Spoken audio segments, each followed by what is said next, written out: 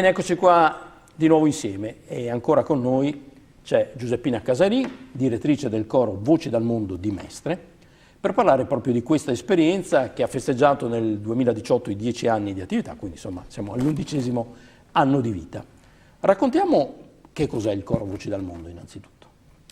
Il coro Voci dal Mondo è un'esperienza musicale che mette insieme persone provenienti da culture diverse, di età diverse, di religioni diverse, e attraverso il canto e la musica.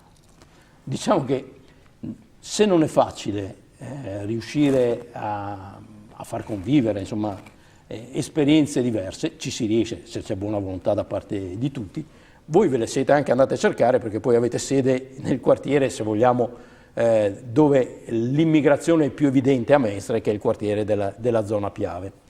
E quindi voi da 10 anni a questa parte avete anche vissuto la trasformazione urbana di quella parte di città.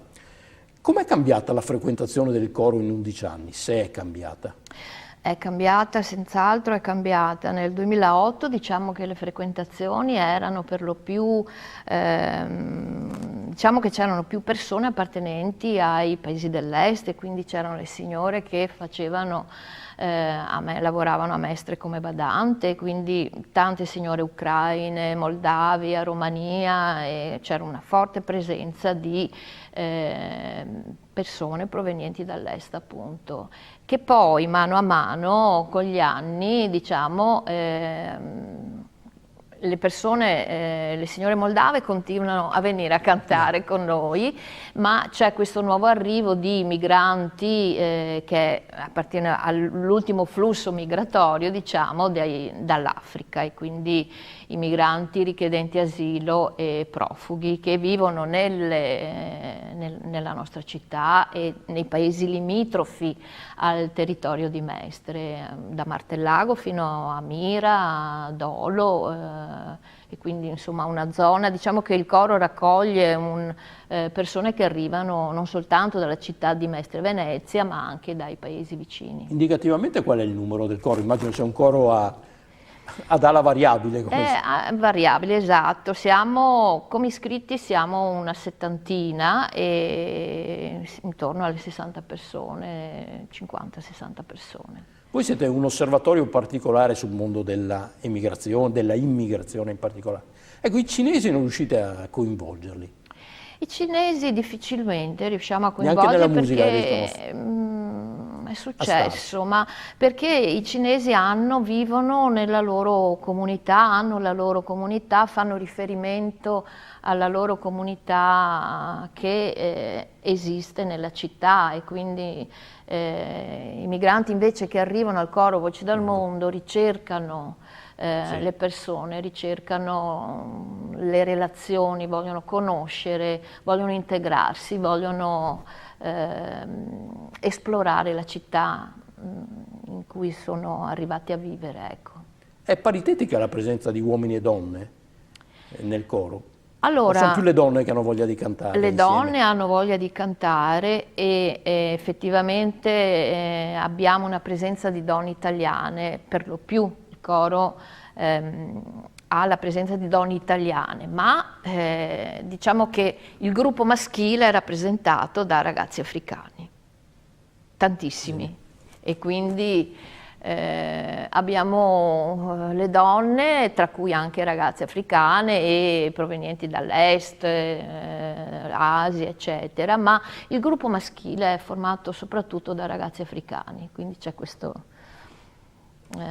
percentuale qua. Tra il serio e il faceto immagino che poi ci umilino noi europei sul piano del ritmo, della capacità musicale. Diciamo che abbiamo dei linguaggi diversi, ci esprimiamo in modo diverso e noi sicuramente siamo affascinati dal ritmo africano, ma perché noi siamo un po' più impacciati.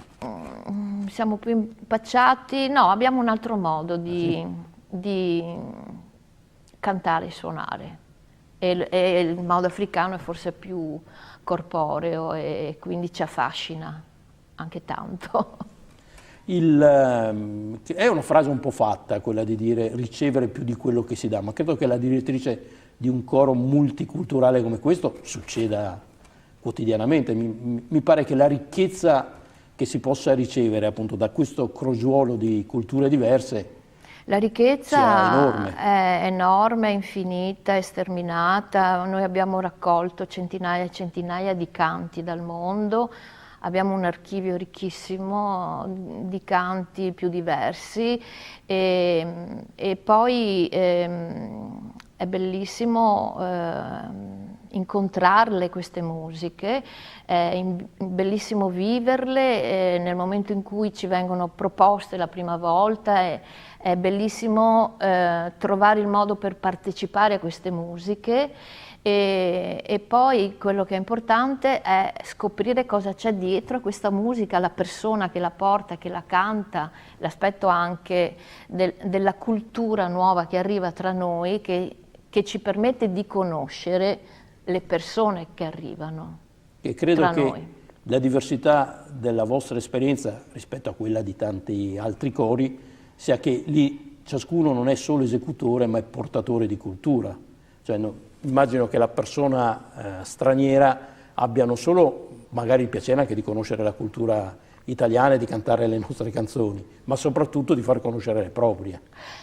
Sì, diciamo che il coro si fonda sull'ascolto dei canti altrui e quindi il repertorio del coro è costruito attraverso le proposte che i partecipanti portano al coro e ogni nuovo partecipante sceglie il momento giusto per portare la propria canzone.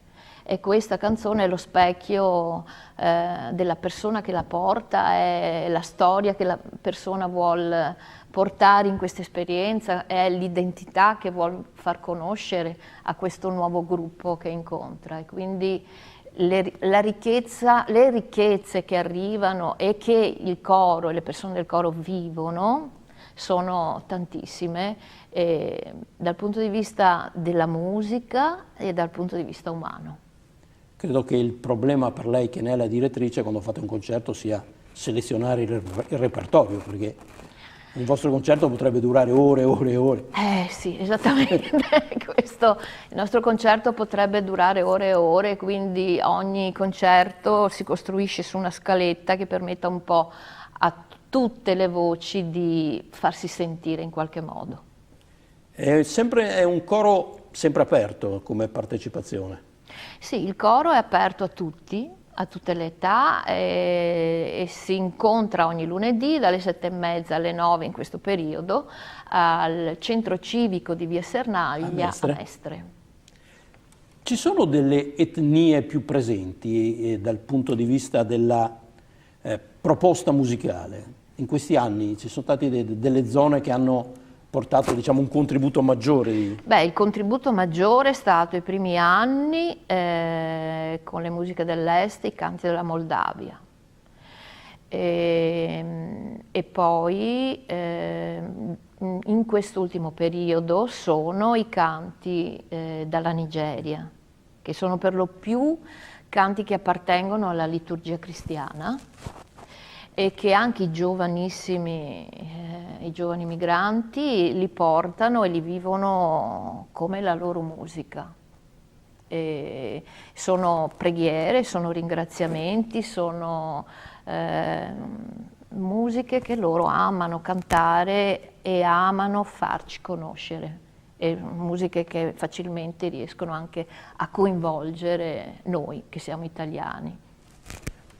La musica che viene cantata evidentemente ha una sua genesi e i canti degli emigranti, sicuramente per quanto riguarda l'Italia, ma immagino anche per tanti altri paesi, sono un asse portante della tradizione musicale popolare.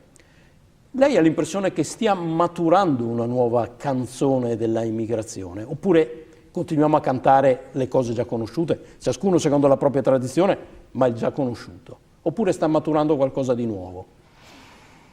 Diciamo che per quanto riguarda la tradizione italiana rimangono le storie già cantate. L'immigrazione italiana in qualche maniera oggi ha fatto è ben diversa, insomma. Sì,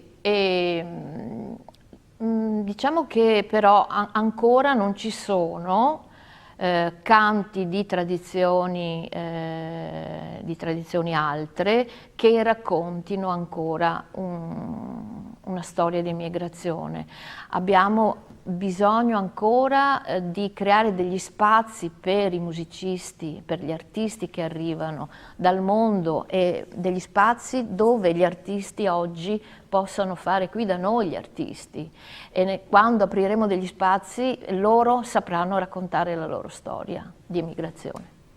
Per concludere, anche alla docente di musica, c'è stato un paese che l'ha sorpresa in questi anni di direzione del coro per ricchezza musicale? Non pensavo che, lei prima ha citato la Moldavia ad esempio, devo dire che probabilmente se non ci fosse stato il flusso migratorio noi della Moldavia sapremmo quasi nulla. Sì.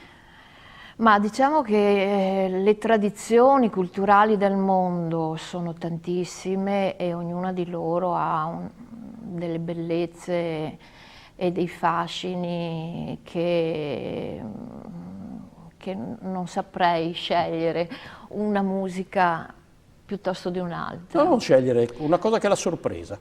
Allora, per diversità, forse le musiche del Sri Lanka o Pakistan o del Bangladesh sono delle musiche molto diverse dalle nostre, che quindi hanno bisogno di un ascolto particolare, insomma, da parte nostra. Ma il coro Voci dal Mondo non solo ascolta, ma riesce anche a riproporle. Certamente. Grazie certamente. a Giuseppina Casalin, che di questo coro singolare e straordinario che ha sede a Mestre è la direttrice. Quindi alla prima opportunità che si ha, insomma, andiamolo ad ascoltare perché è veramente un'esperienza. Grazie alla nostra ospite, grazie a voi, alla prossima. Grazie a voi.